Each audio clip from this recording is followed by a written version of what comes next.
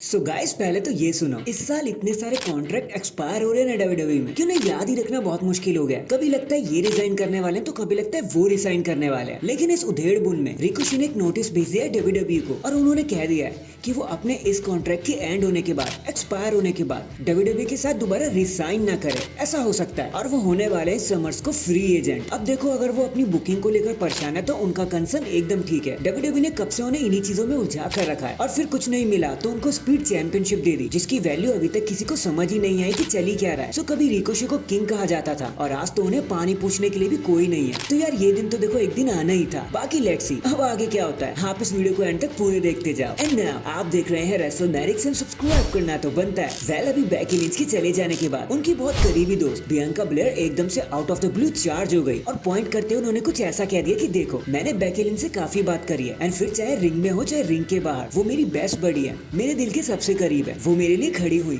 मेरे लिए लड़ाई करी और मैं उनकी वजह से ही चैंपियन बनकर उस पोजीशन पे आ पाई जहाँ मैं आज खड़ी हूँ। और फिर मेरे लिए ही क्यों, पूरे डिवीजन को उन्होंने अपने कंधों पर उठाकर उसका योगदान दिया। She is a legend.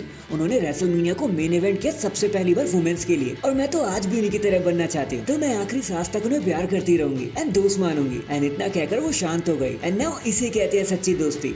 #Bianca Blair and Becky Lynch. Next guys, आपने नोटिस किया होगा कि कैसे शिंजुके नाकामुरा को जापान में रेसल करने दिया जा रहा है डब्ल्यूडब्ल्यूई की तरफ से, लेकिन उनका कॉन्ट्रैक्ट तो डब्ल्यूडब्ल्यूई में भी है ना। यहाँ भी तो ड्राफ्ट हुए हैं वो, और ड्राफ्ट के दौरान उनके छोटे मोटे प्रोमो भी दिखाए गए थे। तो आपने सोचा तो हो गई कि एकदम से इतना सब दिखाने के बाद शिंजुके नाकामुरा गायब कहाँ हो गए। तो यार देखो, असल में बात यह है कि डब्ल्यूडब्ल्यूई के पास उनके लिए कोई प्लान ही नहीं है और ना ही डब्ल्यूडब्ल्यूई उनके लिए कोई फ्यूड सोची है, ना कोई प्लान सोचा है, ना उनके दिमाग में कुछ चल रहा है शिंजुके को लेकर, इसलिए वो दिखाई भी नहीं दे रहे। लेकिन यहाँ दिक्कत असली ये है कि नाकामुरा की एज ऑलमोस्ट 50 ही होने वाली है। अब अगर डब्ल्यूडब्ल्यूई उन्हें अच्छे से ट्रीट नहीं करती तो वो वैसे खुद ब खुद रेसलिंग को छोड़कर चले ही जाएंगे। अब पता नहीं डब्ल्यूडब्ल्यूई के मन में क्या है भाई, ये कोई नहीं जानता।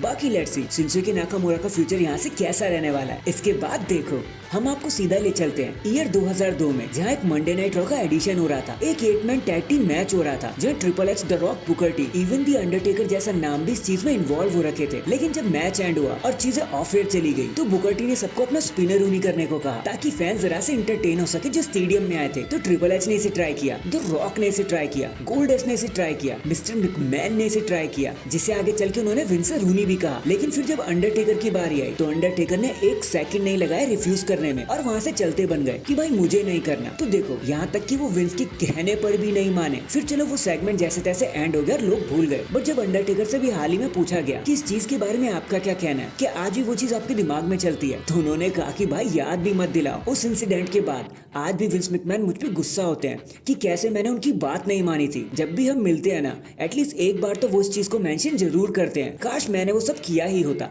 बाकी देखो, अकॉर्डिंग टू अस अच्छा ही हुआ यार अंडरटेकर ने वो सब नहीं किया। भाई इमेज भी कोई बात होती है। इन दी एंड भले ही कोडी रोड्स अब चैंपियन बन चुके हैं, लेकिन हो सकता है वो बहुत ज्यादा टाइम तक टाइटल अपने पास ना रख पाए, क्योंकि हाल फिलहाल में एक न्यूज आ रही है कि हो सकता है कि वो रोमन रेंस के आने से पहले अपने टाइटल को ड्रॉप कर दे। अब वो किससे टाइटल ड्रॉप करने वाले और कब करने वाले, देखो ये चीज तो सामने नहीं आई। तो एक छोटी सी अपडेट थी तो मैंने सोचा आपको बता दूं। So that is it guys, अभी के लिए तो बस इतना ही। आप मुझे बताना, ये जो कोडी रोड्स की सिचुएशन चल रही है ना कि लोग उनसे बोर हो रहे हैं, इसके बारे में आपका क्या कहना है, कमेंट करके जरूर बताना। एंड चैनल पर नया है तो चैनल को जल्दी से लाइक एंड सब्सक्राइब कर दो। बाकी मैं मिलता हूँ आपसे किसी और अपडेट के साथ। तब तक के लिए अपना ख्याल रखें और खुश रहें।